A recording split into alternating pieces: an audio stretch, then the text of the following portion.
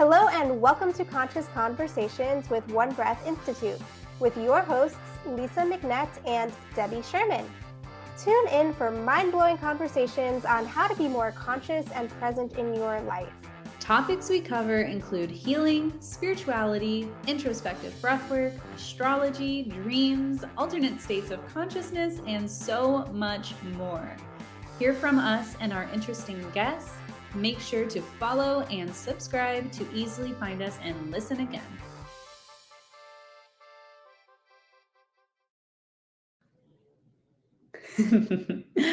All right. Hello, everyone who's tuning in. My name is Debbie Schirmann, as you heard in the intro, and today we have Lisa McNett, founder of One Breath Institute, sharing her Kundalini Awakening story. So before we dive right in, I'm going to invite you to take a breath with us.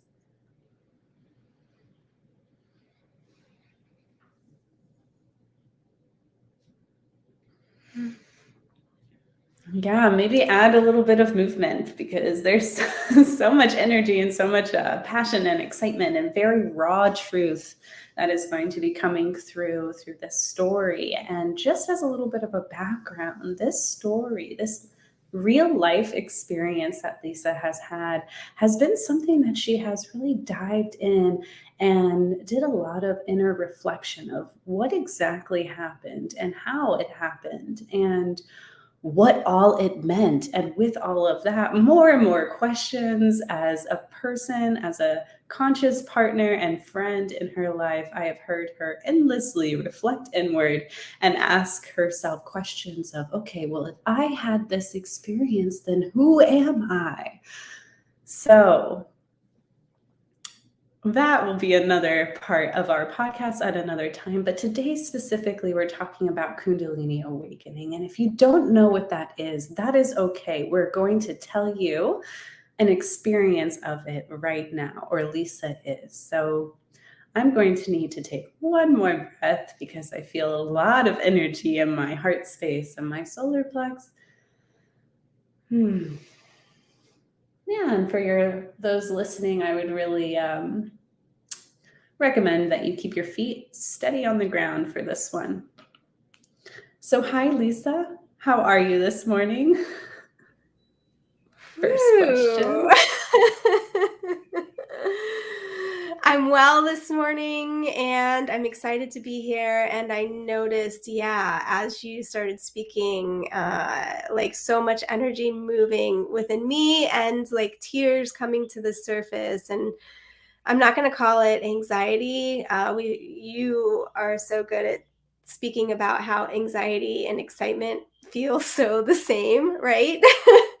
So I'm having just some of that, just like so much movement. And it's because I've never told this story publicly before. I've never spoken about this publicly before. Very few people who are close to me know anything about this, and you are one of them. So yeah, that brings a lot. Well, that is the raw truth. And as a gentle beginning, and you can take the story however feels right, I would like to know what time in your life began this journey. Where were you in the world when you began this Kundalini Awakening? What was happening at that time? Give us the very, very beginning. The very, very beginning. What's the very, very beginning of this story? The very beginning of this particular story that I'm thinking about is arriving and putting your feet on the soil in India. Yeah. So I was in India and but yeah, reflecting back, I have to go forward to go backward because I was going through these journals when I was in my breathwork facilitator training, and I was going through these journals that I had written, and they were in the late 80s and the early 90s. And at that time, I was writing in my journals, go to the mountain, go meditate in the cave, go meditate in the cave, go meditate in the cave, like several different journals on several different pages over and over and over. Go meditate in the caves, go to Asia and meditate in the caves, go to Asia and meditate in the caves. So there was something calling me to this place probably my entire life. And so I had been fighting my life and I had been fighting my path and I had been so struggling with things that had happened to me. And so I came to a breaking point. I had been managing a dueling piano bar for like 5 years. It was in this total crazy nightclub atmosphere. And I daydreamed.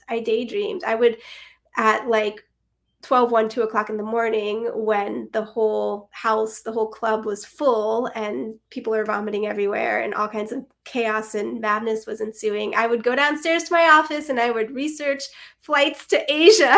Like, I'm just going to walk away from this and I'm going to go.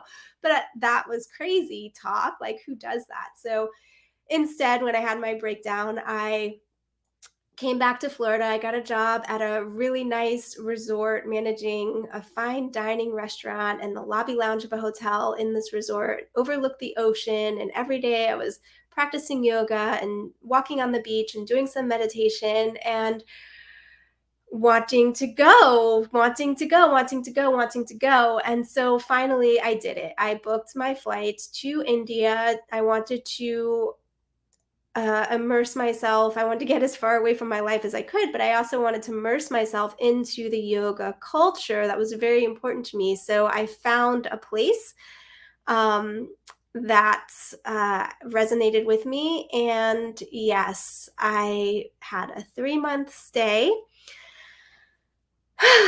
arrived to Mumbai, then another flight to Chennai, then a long drive to um, this Ayurvedic and yogic center that I was. And once I was there, every single day, I was completely immersed in the yogic lifestyle. So I was doing, everybody thinks of yoga as asanas or postures, but there's 8 limbs of yoga. There's the yamas, which are your moral restraints, external way of being. Your niyamas, which are your internal observances, internal purifications, if you will. Asanas, which are the physical poses. Pranayama, which is breath work. Pratyahara, which is that withdrawal of the senses. Dharana, which is concentration. Dhyana, which is meditation, and then samadhi is complete union. So I'm saying that now because I went through the whole process of the 8 steps of yoga, the 8 limbs of yoga, without that expectation. But I was in India and I was freaking detoxing on every level through all of these processes. So I want to know if you could paint a picture of, just visually for a moment, what it looked like where you were. It was absolutely gorgeous. I was in Coonoor, India, which is the south of India. Yeah, pretty far south, and it's cooler there. It's mountainous, so it's filled with tea plantations. And actually, the place that I was staying was a tea farmer, tea plantation. So these major, really high. Actually, we went to, it was only a short drive to one of the highest peaks in India, and it's about 8,600 something feet, so almost 9,000 feet.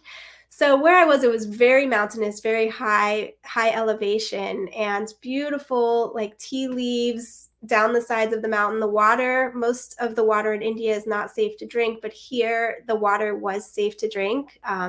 Just because of the location, and that was a blessing. And yeah, we would practice yoga. The sun would be rising as we're practicing yoga at 6 o'clock in the morning, just overlooking the mountain.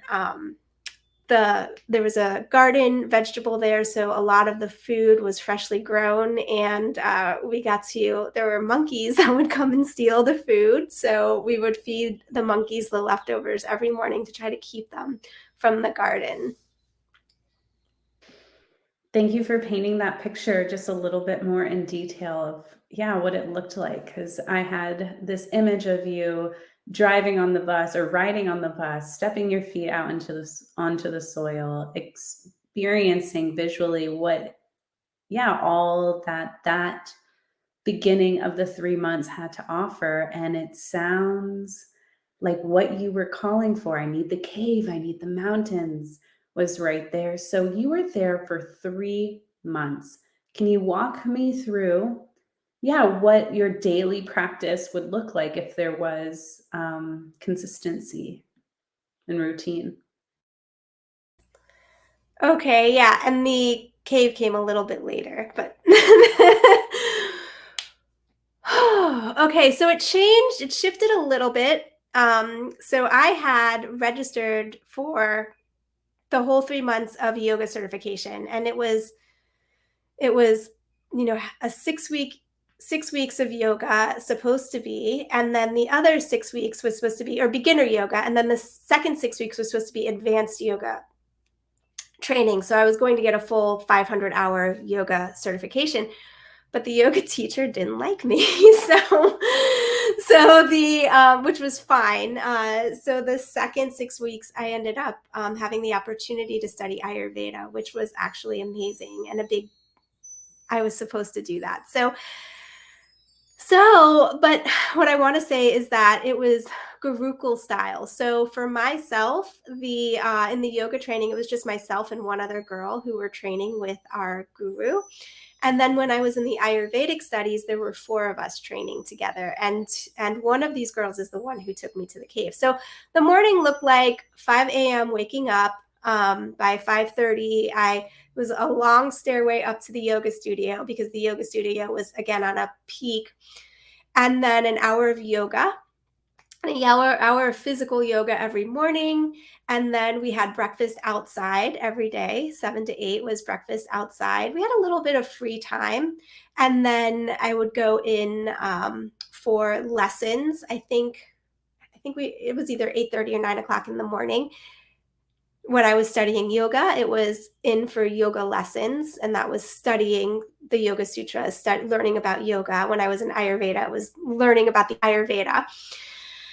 And then after that would be a physical practice, another yoga practice, asana practice. Then we would have lunch.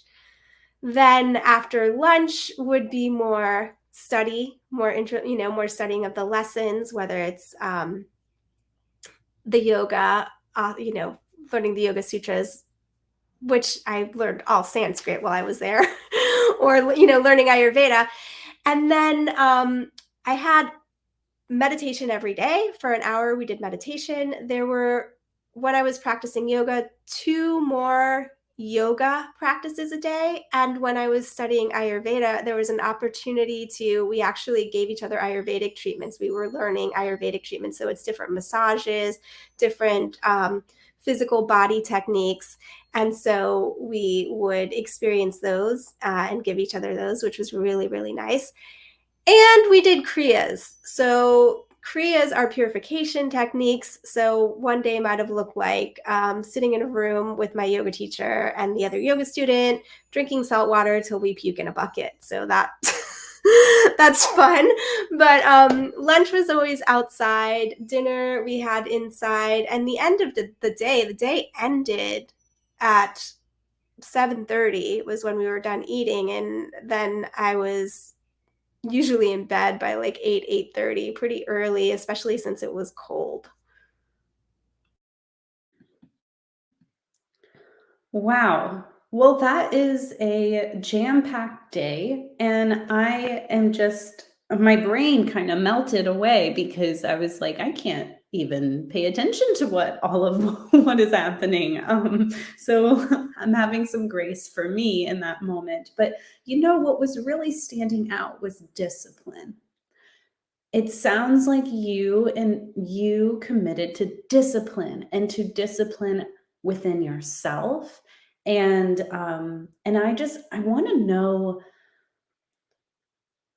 I know what you went through, and I know you did the purges, and just for everyone who may not really understand what that is, I just want to spend a couple of minutes talking about how it felt in your body. I just want to know how it felt in your body. And I think this will be a really great gateway into your story. So I want to know kind of like maybe even the before and after the purges, or before and after some of the yoga practices, anything in particular that's standing out that you feel you would want to share right now as like a before and after. And I'm not talking about before India and after India. I'm talking about day to day. What did it feel like before and after a practice?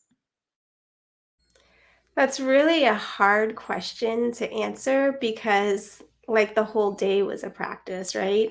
Sunday was our only day off. Sunday was actually it was so weird. We were supposed to teach yoga every Sunday, unsupervised, which was kind of weird to everybody who was staying there. And so we kind of some Sundays we did and some Sundays we didn't. We were kind of like, F that. Like, we need a break. But the break would look like walking up and down the mountain and exploring the countryside. But the before and after is hard because the whole day was like the practice. And so a few things that I'll speak to are it was not easy. It was not easy. My body in many ways felt I could feel myself getting stronger. It felt really good, but then at the same time, like literally my skin was like broken out in pimples everywhere, and for like weeks and for like weeks and maybe almost the whole time. And I was saying to the Ayurvedic physician, it's the oils that we're putting on my face, and he was like, no, it's your body detoxing. I went through I got sick. Like I got sick. I had to miss, like I wasn't supposed to miss, but I had to miss a couple days, like I think 2 days, because I was with a fever, like just burning everything up, like cold, mucus, everything coming out. And then there was a time that I literally, sorry everybody, had diarrhea for like a freaking week, for like almost 7 days. And I was I was in with the Ayurvedic. I was practicing Ayurveda then, and it was with an Ayurvedic physician. I was saying, have to give me something. You have to stop this. I'm dying. I have to go to the hospital. And I was still going down to study. He was like, no, you're still going to study. You're going to eat gruel, you're gonna... And I was like, I'm dying. And he's like, nope, you're just detoxing, and he would give me herbs to make sure I was hydrated. He was like, all of this needs to get out of your body. And so there was just a lot of unpleasantness that happened. And that is what stands out in my mind, of course. And the feelings of strong, like it's the two extremes.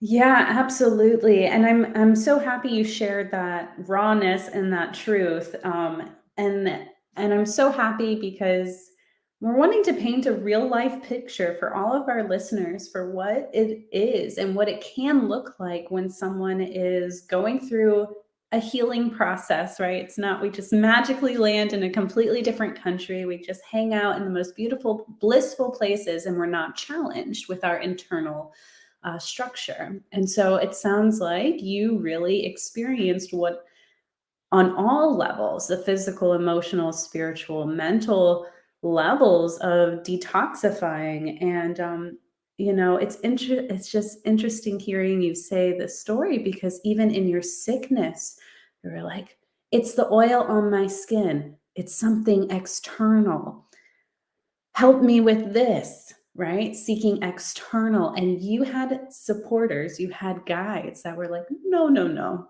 it's all internal. And so here we are today telling our students and community something very similar, but saving that for another day. So here you are, peaks and valleys every single day, feeling strong, hitting deeps and depths of sickness and rawness and just gross, right? Just like the gross real that you can't avoid, because you just have to look inward to become healthy again, right? To know what your body needs, what your unique self needs to be healthy. And so with this peaks and valleys, I think I'm ready to hear your Kundalini story. Whew, okay. Yeah, so I don't know exactly. I wasn't keeping track of dates, so it doesn't. Dates don't matter, I wasn't keeping track of dates, but I might have it on paper in storage somewhere, but it doesn't really matter. But I was at least 9 weeks in. I was at least 9 weeks in because I was in Ayurveda, and it was one of the women, one of my peers, one of the four other, there were three plus me, four, one of the other students, she visited India every year for several months. She lives in Sweden. She's from Sweden. I believe she still lives in Sweden. I haven't spoken with her in a while.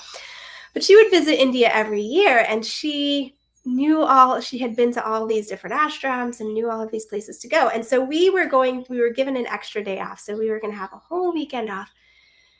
And we were planning someplace to go. And she says, okay, this is where you need to go. This is where we're going to go, because this is where you need to go. Okay. So we were going to the ashram of Ramana Maharshi. I heard of this person before. I had no idea who this person was. And it was in Tiruvannamalai. We were going to Tiruvannamalai, where an ashram of Sri Ramana Maharshi is. And there's also, this is on a mountain, Mount Arunchala, Mount Arunchala. And this is an old Shaivite site. So it's a Shiva mountain. There was I'll go into that another time. Lord Shiva was there. And so there's one of the oldest temples in India is also there. And it's a temple dedicated to Lord Shiva. So she says, okay, we need to go to this ashram. I don't know if we can stay at the ashram because it's a few days after the full moon. And every full moon, a lot of Shaivites, Shiva worshippers, and also worshippers of Ramana Maharshi go to the temple, and they pilgrim to the temple, and they do yes, I see you smiling, 13 circles around the temple, which has great significance. So we couldn't stay at the temple, so we take a bus, we take a train, we have a full day of travel. And I'm building this because this full day of travel, we don't bring water with us. We aren't realizing we don't bring water, we don't bring food. We really don't have water or food because we were fed these things where we were staying. So we arrive to Tiruvannamalai, and we have to find a place to stay. And it's not easy to find a place to stay. And then we have to find a place to eat. And it's not easy to find a place to eat. And it's because this is the only place I had visited so far that people weren't speaking English. Like most places in India, even the mountainsides that I was visiting near where I was staying, these tiny, tiny little villages, people spoke India, but we were finding places where people didn't speak English. And so we couldn't, it took a while before we got some water and we got some food. And then that evening we went and we visited the temple. And I think that is the night that I do have a photograph of, because I met an elephant and I stepped in elephant poop barefoot, which is really gross. But the next morning, we woke up really early because you're supposed to start this trek up the mountain before dawn. So we arrive, and it's the sun is not really coming up yet. And the mountain, so Ramana Maharshi had passed away. He's an avatar. And so he was a true guide and a true teacher. And the ashram came later. He went when he was young, and he went up to this mountain because it's a Shiva mountain, and he went up and he went in and he built himself a little cave, and he was in this cave and he was meditating for about 7 years. And people knew that he was there. They felt his energy. And so they would go and they would bring him water and they would bring him food, and they would, pray to him and worship him. And he that's not what he was there for. So he went higher and deeper into the mountain, created a bigger, deeper cave, and went in there, and he spent about twice as long in that cave. I think it was about 14 years in that cave. I didn't know much about him. I'm just going to say that again at this point. So the mountain is, there's a lot of stone. So, and it's, people have been climbing this mountain for years. So it's mostly stone. Of course, there are some bush, but it's a mostly stone mountain. So everything that you do with regards to temple or going into a mountain place like this, it's barefoot. So the sun is maybe just starting to peek up on the horizon. It's maybe about 7 o'clock in the morning, and we leave our shoes at the base and go up. So we go up barefoot. We go into the first, my two friends and I, we go into the first cave, and we sit down and I try to meditate, and I can't. I'm just like, my mind is all over the place. I can't focus. It's hot already because it's in a cave, and I'm like this, just like this agitation. And so I tell my friends, I'm like, I'm going to go up to the other cave. I'm going to go up to the other cave. I can't do it here. And they were like, okay, well, we're going to stay here. So I go up to the other cave, take my time. I didn't, it took a little longer because it was further. And I go inside, and this one, there's like an entry room and there's some books. And then in the meditation room, it's a larger room, and the stone is carved out so that there's a seat. There's a seat, and it kind of goes around. It's like a bench, and several people can fit on this bench, and it's low. So yeah, I'll just let you know now, it's low. You can't stand on the bench. So I think there was either nobody or like one person there. There's not much going on. And I go in and I sit down on the bench. I go into my cross leg, my meditative position. I take a few breaths, and I don't know why I say this. My eyes are closed. I say, who is my guru? Who is my guru? And then I see in front of me, big face, and it's Ramana Maharshi. I see his big face, and I'm like, whoa, whoa. And I'm like, okay. And I think I say, show me the way. I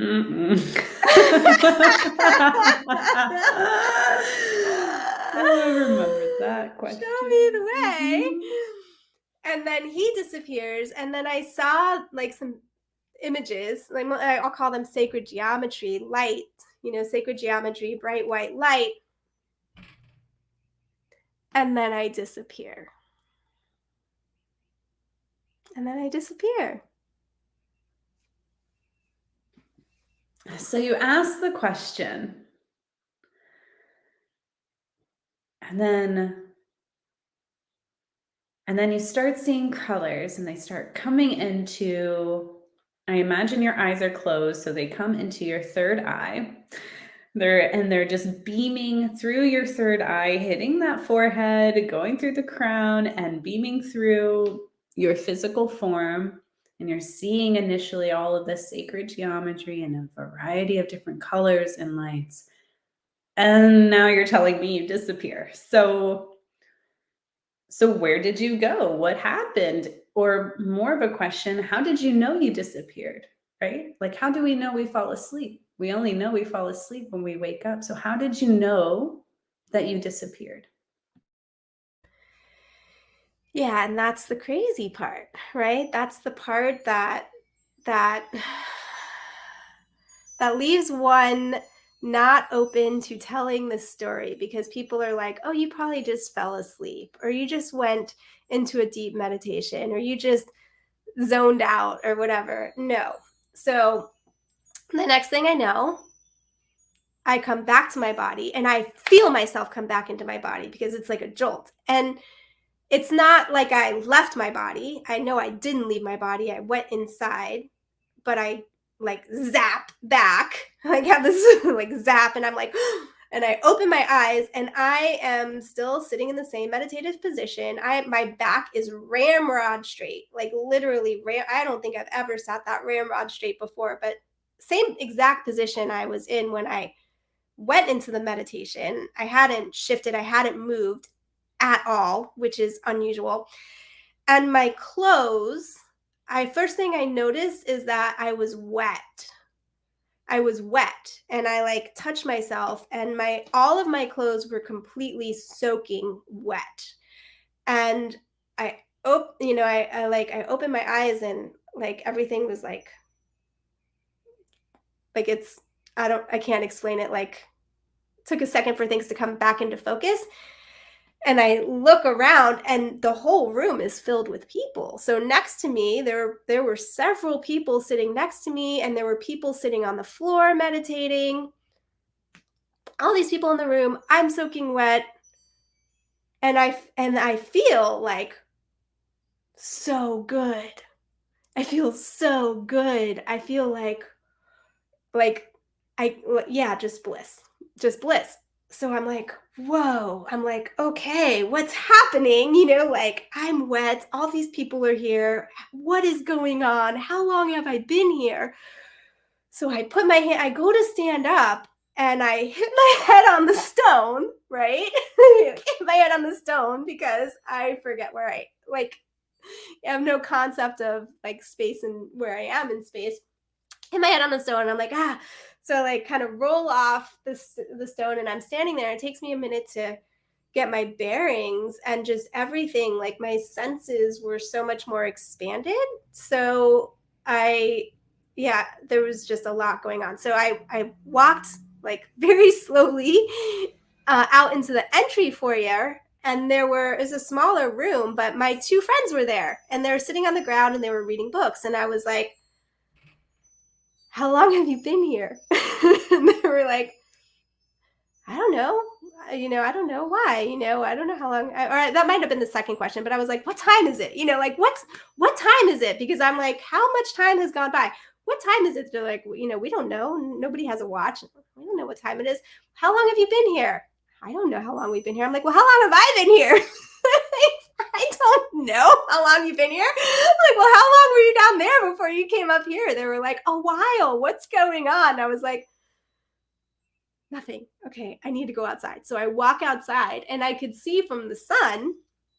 It was afternoon, right? So noon, the noon sun.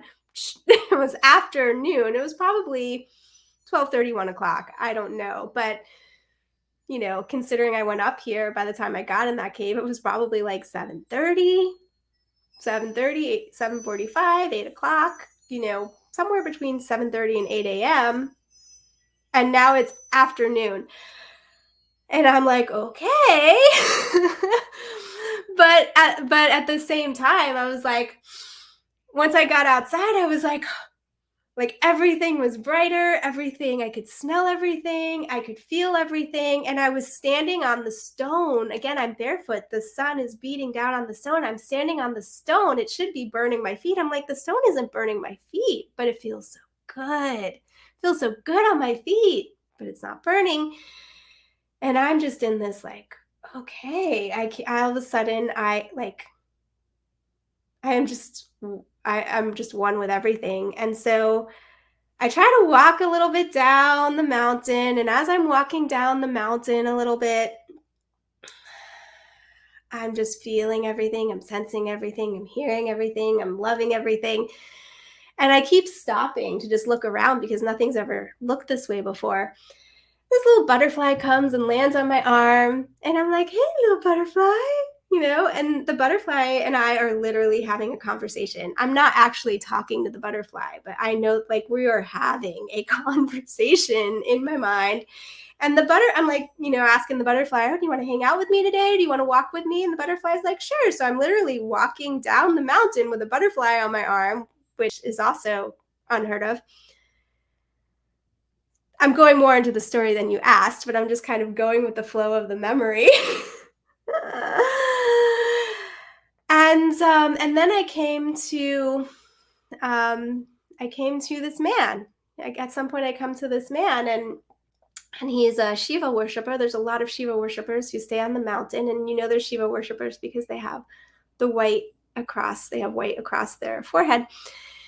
And he says, I've been waiting for you. And I'm like, oh, really? Great. And he's like, yeah, I have something for you. And I'm like, okay, great. What do you have for me? Like, whereas normally I might have been skeptical, like, So what did he have? yeah. Oh, I wish I had it with me.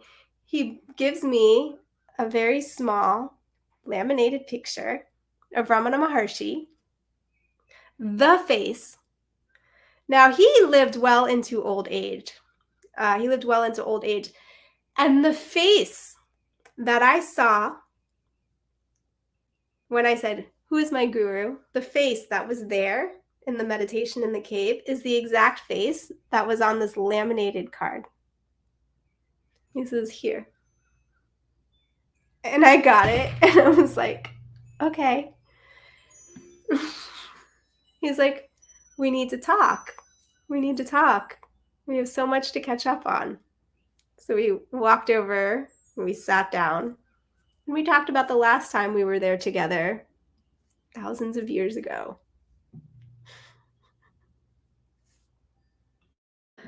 So we'll save that part for another day. And I really want to get into the detail because there's some details about this story that you've told me before. And for those listening, this part of the details of her experience is part of what I've witnessed her question, who am I and what is this experience? And so what I didn't hear you share in there, Lisa, was that the world was not the physical world. So I'm going to leave that as an umbrella and I'll let you go into those details if you like. Well, that piece comes later. That piece comes a little bit later, but the who am I comes from, that is his main teaching, Ramana Maharshi.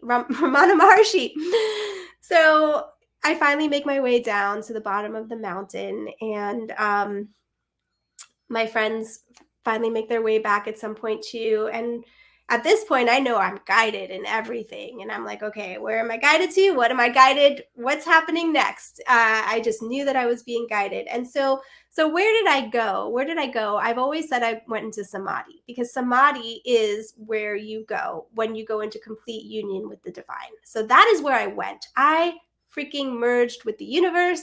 I merged with the divine. And what happens when you merge completely with the divine is that you no longer exist, right? You're no longer aware of you exist, but are no longer aware of the physical world. You're no longer aware of your physical body. And so, yeah, that complete union, that samadhi, is what I said for years I had. I never called it a Kundalini awakening until very recently. Even though people were like, you had a Kundalini awakening, I was like, I don't want to call it that. I don't really know. People who have Kundalini awakenings, blah, blah, blah. I have judgments.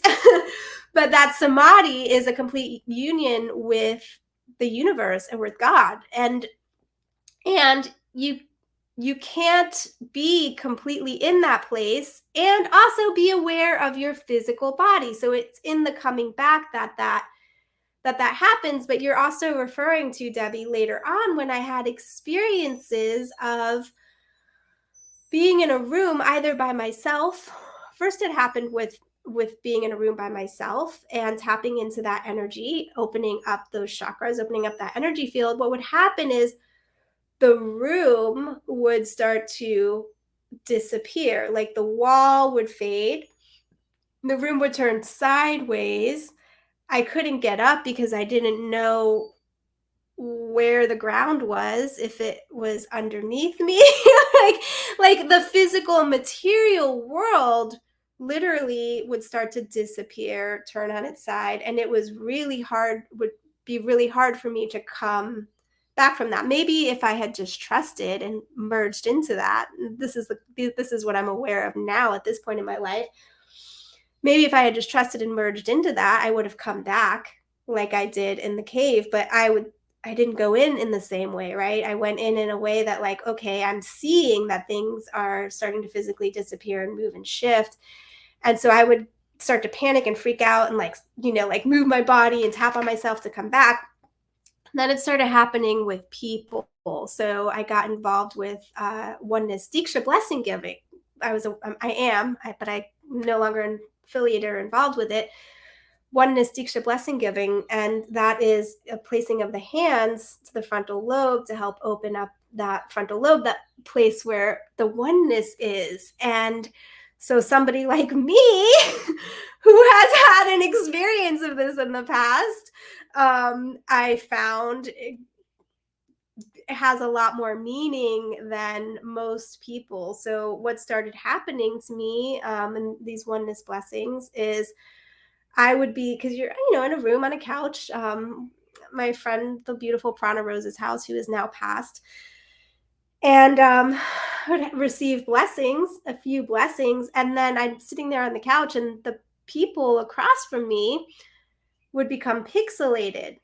I would start to see through them to the sofa between them, but also, and it would be like in patches and pieces. So it wasn't like they were 100% invisible, but I would see through them. And then I would see like a patch of whatever sofa's behind them. I would see patch into through the wall to the next room. And I would hold up my arm and I would see through myself. And that is freaky. That is freaky. And I heard, yeah, that's freaky. I heard one other person described this, and it was a person who was a researcher. I can't remember what kind of researcher she was, but she was a scientist, and she was having a stroke. And as she was having a stroke, she was experiencing going back and forth between the left brain and the right brain. And I can't remember which side it is. Maybe is it the left brain? I don't really know. But the one basically that's like doesn't perceive that we are separate, she would see through her hand. Her hand would disappear when she was going into that place, and she was able to document it and to write about it. She's the only other person I've heard speak about this, but granted, I don't listen to a lot of people speak about it. But yeah, and then I would not be able to talk because I'd be sitting there like just overwhelmed with the whole experience that I couldn't talk. And and it would take a while for people to be like, Lisa, Lisa, are you okay? So yeah, yes, that dissolving of the physical world, there very much is an awareness that this physical world is a holographic projection. I mean, you might have heard me say this before, or if you've studied any of this metaphysical type of work, you might have come across the concept that our world is a holographic projection. And that can sound great in theory if you're into that. And it can also be like, okay, a lot of questions about that, because if this world is a projection, a holographic projection, then how can we be physical? And it's because our mind makes us even real.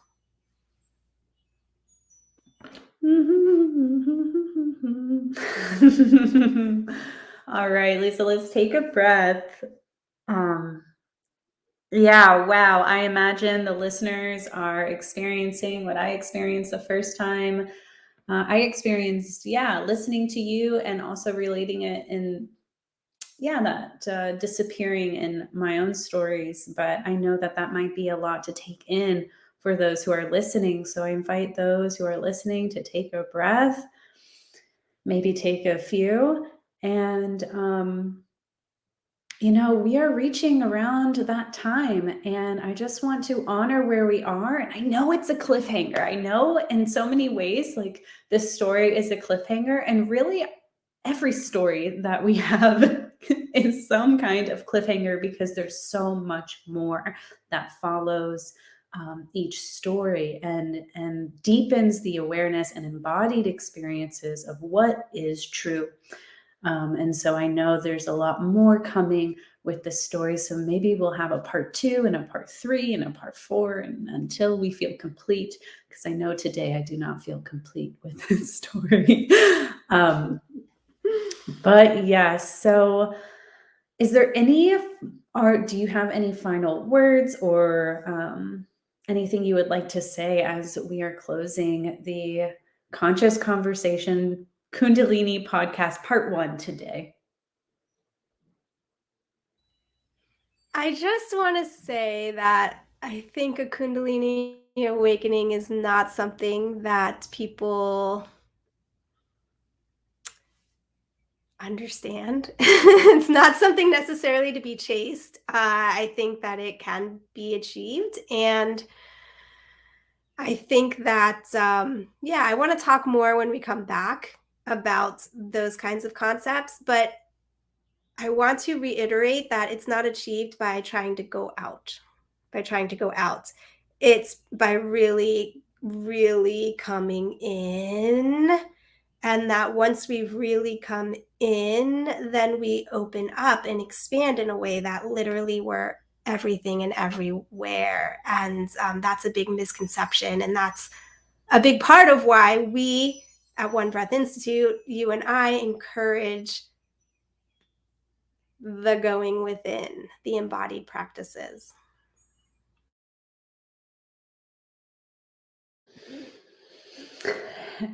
Yeah, not something to be chased. And also be careful what you wish for, everyone. If you have big, bold, willing, full surrender questions like Lisa did when she first entered that cave, be prepared to go for the ride, because life wants to work with you. So, all right, Lisa, let's take a breath. Thank you so much for your vulnerability today and for sharing your truth to myself yet again, and for those listening in the future. I feel really honored to be in this conscious life journey with you. I love you so much. And yeah, I can't wait to look back at this story in a couple of years. So thank you so much. Thank you, Debbie.